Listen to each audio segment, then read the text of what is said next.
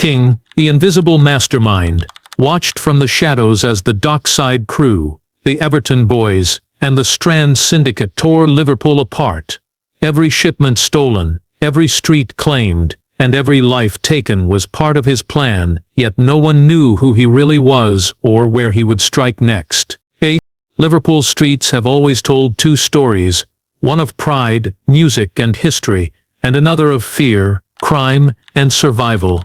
Beneath the rhythm of the city's nightlife and the noise of the docks, a silent war was building. It began quietly, in the narrow back streets where poverty met ambition. Young men with nothing to lose were drawn into a world that promised power, money, and respect. They were the forgotten ones, products of broken homes and hard times, who found their escape in the only thing that seemed to offer control, crime. The police saw the rise in petty thefts, drug dealing, and violent assaults, but few realized what was really taking shape. Liverpool wasn't just breeding criminals, it was creating soldiers for a war that was yet to begin. The change started around the turn of the millennium. The global drug trade was shifting, and Liverpool's port, once the pride of Britain, became a perfect gateway for smuggling. Shipments arrived from South America, hidden in containers of fruit, electronics, or furniture. It was easy money for anyone willing to take the risk. Soon, local gangs formed alliances with foreign cartels, and the streets of Merseyside turned into a battlefield for dominance. Among these early groups were small-time thugs who would later become legends in the city's criminal history. They operated out of abandoned warehouses, using burner phones and coded messages. What began as survival quickly turned into greed, and greed turned into bloodshed. The police tried to contain it, but Liverpool's criminal network grew faster than anyone could control. From Dockside to Everton, young recruits were trained in violence, learning how to hide drugs, move weapons, and keep their mouths shut. Fear spread across entire neighborhoods. People stopped talking to officers. Shops began closing early, and the sound of gunshots became a part of nightly life. The city that had once been known for its humor and resilience was turning into a war zone. Families who had lived in Liverpool for generations started moving away, leaving behind empty homes that became drug dens and safe houses. Amid the growing chaos, a shipment of cocaine worth over £5 million went missing from the docks. No one knew who stole it, but everyone wanted it back. It was the spark that ignited the full-scale gang war that would define Liverpool's criminal landscape for years to come. The theft set off a chain reaction of killings and revenge attacks. Overnight, graffiti appeared marking territories. Cars were torched. Businesses that refused to pay protection money were destroyed. The authorities called it a criminal feud, but those who lived in the middle of it knew it was something much worse. A battle for the city's soul. For the ordinary citizens of Liverpool, the transformation was terrifying. A city once built on community spirit had been divided by fear. Neighbors no longer trusted each other. Children learned early which streets to avoid. Everyone knew someone involved, even if they never spoke about it. And as the police scrambled to understand the new structure of power forming beneath their noses, one truth became clear. Liverpool's underworld wasn't just a group of criminals anymore. It was an empire in the making, hidden behind friendly smiles and familiar streets, waiting for the perfect moment to reveal its strength. The real war was only beginning. The underworld of Liverpool began to organize itself with brutal precision. Chaos gave birth to structure, and soon the city's criminal landscape was divided among three dominant factions. Each gang ruled with its own set of rules, methods, and motives, carving out territories as if drawing invisible borders across the map. The first to rise was the Dockside Crew, a group that controlled the smuggling routes through the River Mercer. They had deep connections in the shipping industry, with dock workers, freight handlers, and even customs officers on their payroll. Their operations were clean, professional, and ruthlessly efficient. Drugs from South America and Eastern Europe flowed through their hands like water. They didn't make noise. They made money, and that kept them untouchable for years. Then came the Everton Boys, a younger, wilder generation of gangsters, who grew up idolizing the older crime lords. They didn't have access to ships or global connections, But they had something equally powerful: control over the streets. They ruled the housing estates, where poverty and addiction made it easy to recruit soldiers. The Everton Boys dealt directly to the addicts, collecting cash faster than anyone else. They were unpredictable, armed with cheap guns and quick tempers, and their reputation for violence spread fear across the north of the city. They thrived on chaos, and their power came not from strategy, but from the terror they created wherever they went. The third and most mysterious group was the Strand Syndicate. They were businessmen pretending to be legitimate investors, using front companies, car dealerships, and construction firms to launder millions in illegal money. While the Dockside Crew controlled supply and the Everton Boys dominated demand, the Strand Syndicate moved quietly in between, managing the financial side of the underworld. They wore suits instead of tracksuits, drove luxury cars, and moved in social circles that gave them access to politicians and businessmen. Their presence blurred the line between crime and commerce. No one really knew who led them, but their influence reached far beyond the street. These three factions balanced each other in a fragile peace. The Dockside Crew needed the Everton Boys to sell their product, while the Syndicate needed both to keep their money clean. It was a perfect system, until greed destroyed it. One night a dockside warehouse was broken into. Security cameras caught only shadows, but when the police arrived, they found a blood-stained floor and an empty storage unit. £2 million worth of cocaine had vanished. The Dockside Crew immediately blamed the Everton Boys, convinced they had grown bold enough to challenge their authority. Retaliation followed swiftly. Dealers disappeared, stash houses were raided, and then first shots of the coming gang war echoed through Liverpool's streets. But beneath the surface, something didn't add up. The theft was too clean, too organized for the Everton Boys. Someone else was pulling the strings, an unknown player who had studied every weakness, every rivalry, and every ambition. The gangs didn't know it yet, but the real threat wasn't from within their ranks. A new force was rising, one that would soon change the balance of power forever, and by the time they realized it, Liverpool's criminal world would already be spiraling out of control. The city of Liverpool descended into chaos as the fragile balance between the three gangs collapsed. What started as whispers of betrayal turned into an all-out street war that consumed entire neighborhoods. Overnight, the tension that had been simmering for years exploded into brutal violence. Cars were set ablaze, gunshots echoed through the night, and messages written in blood appeared on walls as warnings. Families who had lived side by side for generations were suddenly divided by invisible lines of loyalty and fear. Each gang began marking its territory with ruthless precision.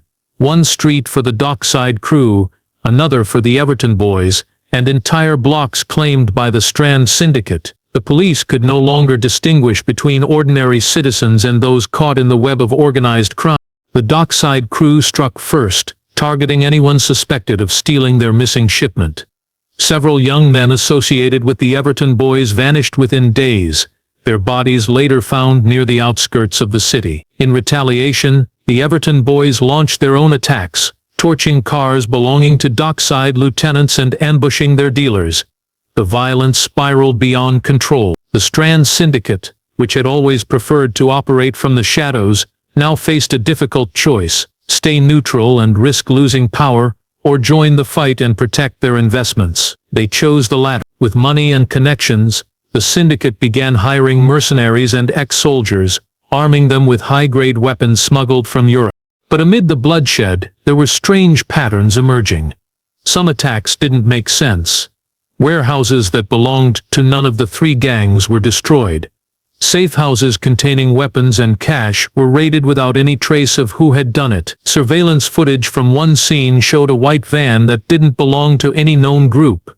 It appeared in different districts on the same nights as multiple attacks, but the plates led nowhere. A few detectives suspected a fourth player was manipulating the chaos, but with stretched resources and a frightened public, there was little they could do. The gangs were too busy destroying each other to notice that someone else was quietly taking control. Liverpool's residents lived in constant fear. The nights grew longer, and the police response became slower as officers were overwhelmed by the scale of violence. Schools closed early, Local shops went out of business, and once busy streets turned silent after sunset. Every day brought new reports: shootings in Toxteth, stabbings in Everton, and arsons near the docks. Hospitals were full of young men with gunshot wounds who refused to name their attackers. Behind the scenes, the local media struggled to report the truth, pressured by anonymous threats to stay quiet. In the midst of all this chaos, shipments began moving through the docks again. But not under the Dockside Crew's control. A new organization was silently seizing routes, replacing guards, and rerouting drugs across the country. The original gangs were too distracted by their turf war to notice their empire slipping away. Liverpool had turned into a war zone, but the real winner was hiding in the dark, pulling strings while others bled. The city had entered a new phase of its criminal history, one where the most dangerous enemy was no longer visible, and the war was being fought by ghosts.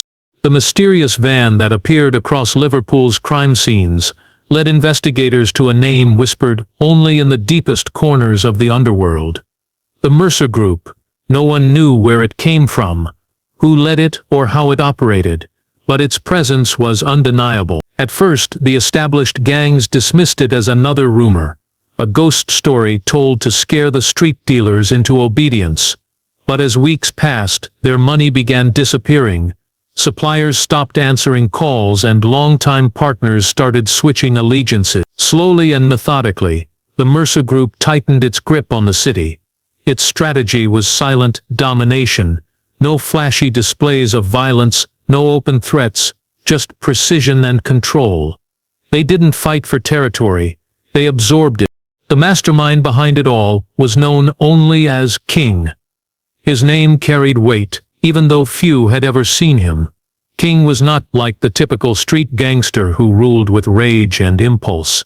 He was educated, patient, and calculating. His background remained a mystery, but rumors claimed he once worked in logistics, which explained how he managed to manipulate Liverpool's entire supply chain. King studied the city's criminal structure like a chessboard, learning every weakness of the Dockside Crew, the Everton Boys, and the Strand Syndicate.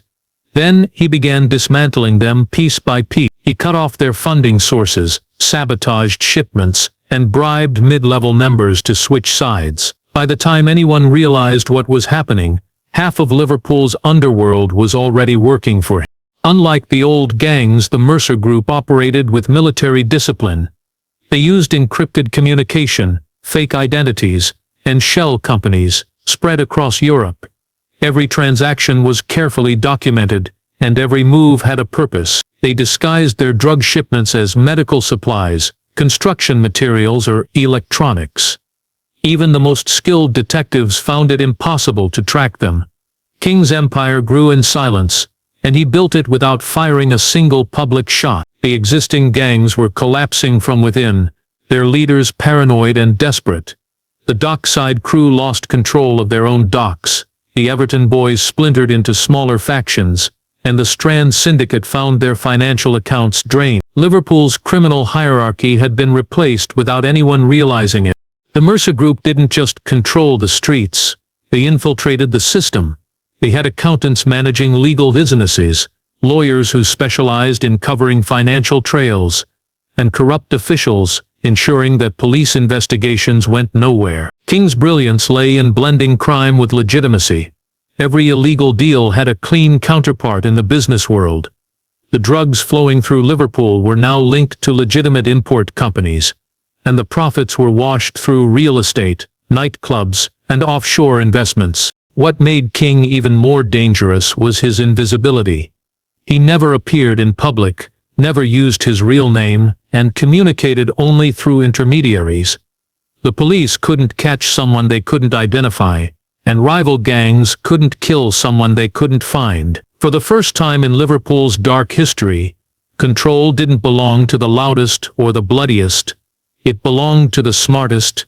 King had rewritten the rules of organized crime. While others fought for streets, he conquered the entire city from the shadows, leaving even the most feared gangsters powerless against his quiet, unstoppable rise. As the Mercer Group's power spread across Liverpool, the city's law enforcement agencies began to feel the pressure from every direction. The once chaotic turf wars had gone strangely quiet, but the silence carried a sense of unease. It wasn't peace, it was control. The familiar faces of local gang leaders were either dead in hiding or irrelevant. The real decisions were now being made behind closed doors, in office buildings and luxury apartments. Detectives who had spent their careers chasing drug dealers on the streets were now confronted with a new kind of enemy, organized, intelligent, and invisible. The name King appeared repeatedly in intercepted messages, but no one knew who he was or where he operated from. Every lead turned into a dead end. To fight back, the National Crime Agency launched a joint investigation with Merseyside police. Their goal was simple but nearly impossible: to trace the Mercer Group's money. Financial experts pored over thousands of transactions, shell companies and offshore accounts. What they fed was chilling. The Mercer Group's operations weren't confined to Liverpool. Their network extended across Europe, using fake import businesses and crypto laundering to clean millions of pounds every week. Some companies were registered under the names of dead people, others under fabricated identities that couldn't be traced. It was a criminal structure designed to survive even if its leaders disappeared. The investigation gained traction when an anonymous source leaked documents linking several high-ranking police officers and city officials to suspicious payments. The revelations were explosive. The files showed that key figures responsible for anti-gang operations had been accepting bribes for years, feeding information to the Mercer Group in exchange for protection and money. The scandal shook Liverpool's law enforcement to its core. Public trust in the police collapsed almost overnight. Protests erupted as citizens demanded accountability, while honest officers faced death threats for trying to expose corruption within their own ranks. For the first time, it became clear that the city's criminal empire wasn't operating outside the system, it was woven into it. Meanwhile, the Mercer Group's financial reach continued to expand. They invested in construction projects, transport companies, and real estate developments. On paper, they were legitimate entrepreneurs revitalizing the city. In reality, every property, every contract, and every investment was another layer in King's growing empire. Even banks unknowingly processed their transactions, turning dirty money into clean profit. The streets looked calmer, but behind the calm was total control. Every deal, every drug shipment, and every payoff passed through the Mercer Group's hands. The scale of their dominance left detectives feeling powerless. Traditional policing methods no longer worked, because the criminals they were chasing had evolved. The line between legal and illegal had blurred completely. King had turned Liverpool into his own financial machine, one that funded violence, silenced witnesses, and corrupted institutions from the inside. And yet, despite the chaos and the fear, no one had ever seen his face. The man who ruled Britain's most dangerous streets existed only as a whisper, a shadow, and a signature on a hidden bank account. The turning point came on a cold November night, when a massive explosion tore through a warehouse near the River Mersey. The blast was so powerful that windows shattered half a mile away, and flames lit up the skyline. Among the wreckage, 5 bodies were found, 3 suspected gang members, 1 dock worker, and a 15-year-old boy who had been walking home from football practice. The tragedy sent shockwaves through Liverpool. For a moment, the city united in grief. But beneath the sorrow lay anger and suspicion. People wanted answers, yet none were clear. The police immediately blamed the remaining fragments of the old gangs, calling it a turf dispute gone wrong. But investigators who examined the scene noticed something unusual. There were no signs of a firefight, no evidence of an accident. Everything pointed to a calculated detonation. Behind closed doors, the National Crime Agency began to piece together what really happened. The explosion, they discovered, was not an act of revenge, but a distraction. While emergency services rushed to the burning warehouse, a major drug shipment worth over £10 million slipped through the docks unnoticed. It was a move so audacious that it could only have been planned by someone who understood both the criminal world and law enforcement procedures in detail. All evidence pointed back to the Mercer Group. The incident confirmed what some detectives had long suspected. King was always 2 steps ahead. He had turned tragedy into a smokescreen, using chaos to cover up his operation. The public outrage following the explosion pushed the authorities into action. Dozens of raids were carried out across Liverpool, targeting everyone from street-level dealers to suspected enforcers of the Mercer Group. Armed police flooded the estates. Helicopters circled overhead, and media coverage painted the city as a battleground. But the results were disappointing. Many of those arrested were small players, easily replaceable. The real power figures, including King, remained out of reach. Even more concerning, every time police closed in on a lead, it vanished. Witnesses withdrew their statements, evidence went missing, and informants turned up dead or disappeared without a trace. The streets of Liverpool became eerily quiet. Businesses reopened, but fear lingered like fog.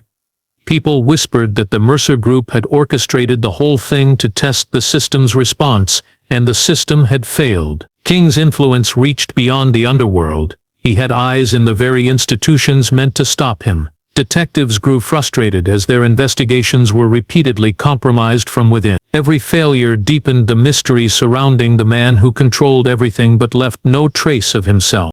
Meanwhile, the explosion's aftermath revealed something else: a shift in power. The remaining gangs that once dominated Liverpool now answered to the Mercer Group. They acted as local distributors, maintaining control of their territories, but paying tribute to King. It was a perfect balance of fear and profit. The violence that once defined the city was replaced by quiet submission. To outsiders, it looked like Liverpool had found peace.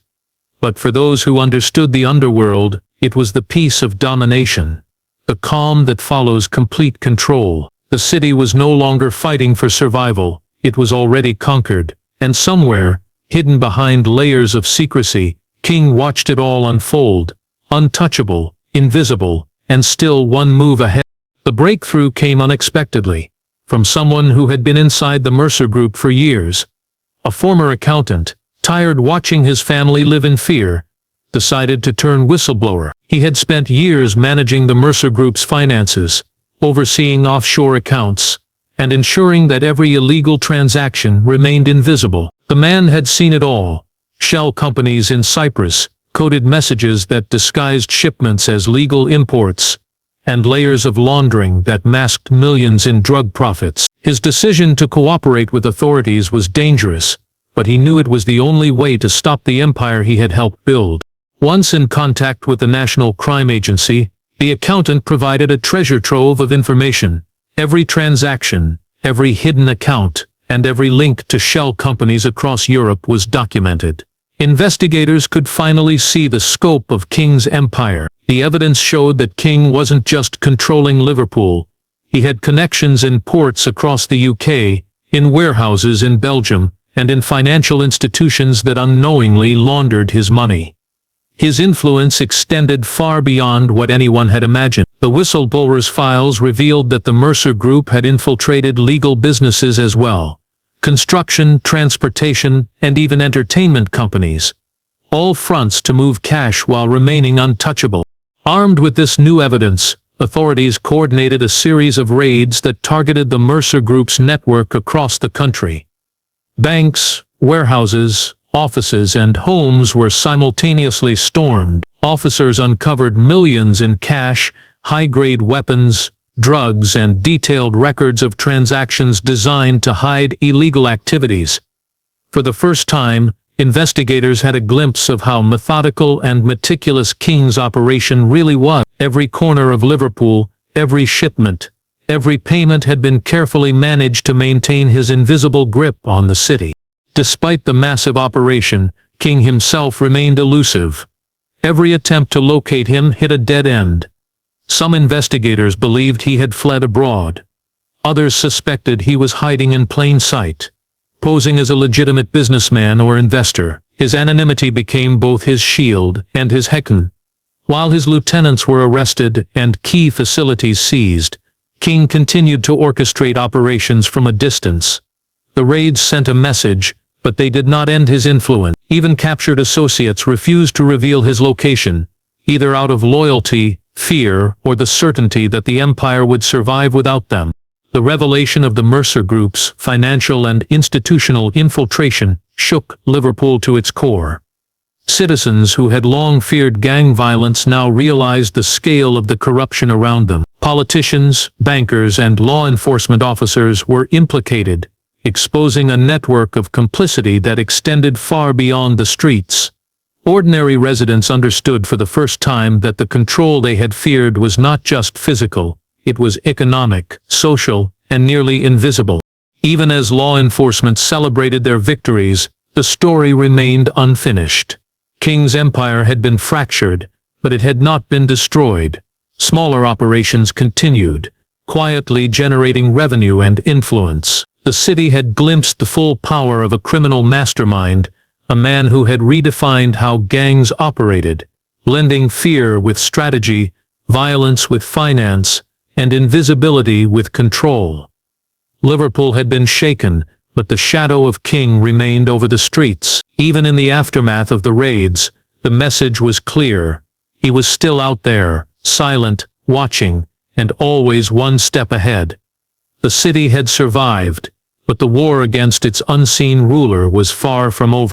Today, Liverpool appears calm, compared to the chaos of just a few years ago, but the scars left by the Mercer Group run deep.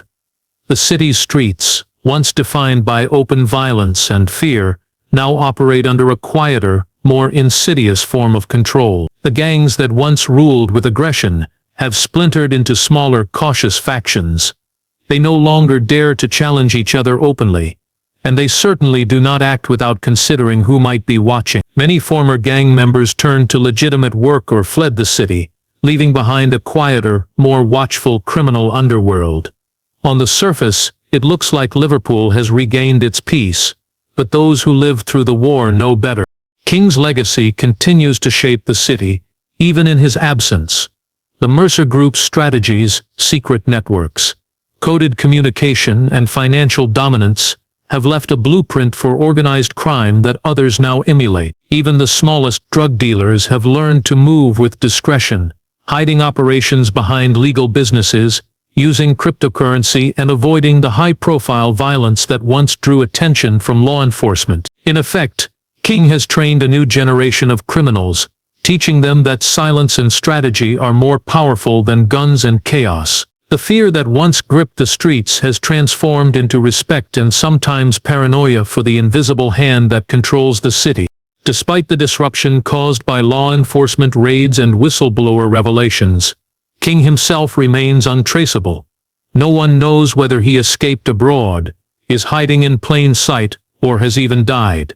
Every so often, mysterious shipments go missing, or a rival dealer disappears, reminding everyone that the city is still under unseen supervision. Residents whisper about figures moving silently through neighborhoods, about businesses that always seem to thrive no matter the economy, and about money flowing where it should not. Even the police, though more prepared than before, understand that the real threat is no longer visible on street corners. It exists in shadowy networks and coded transactions. Communities are slowly rebuilding, reclaiming spaces that were once no-go zones, reopening businesses, and attempting to restore trust between neighbors.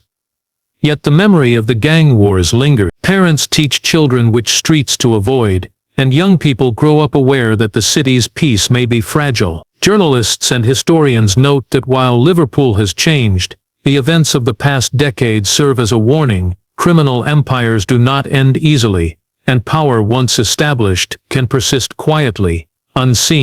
The story of Liverpool's gangs and the rise of the Mercer Group remains a cautionary tale of ambition, intelligence, and the shadows that exist behind every city's prosperity. King may no longer be visible, but his influence continues to ripple through Liverpool's streets, shaping behavior, shaping decisions, and shaping the underworld's understanding of power. The city has survived the bloodshed, but the lessons are unmistakable. Control can be invisible, domination can be subtle, and even in peace, the echoes of a powerful criminal empire linger. Liverpool's past reminds everyone that beneath the historic buildings, the bustling docks, and the busy streets, a quiet, calculated force can continue to shape lives, and that Britain's most dangerous streets are never truly free from the influence of those who understand power in the shadows.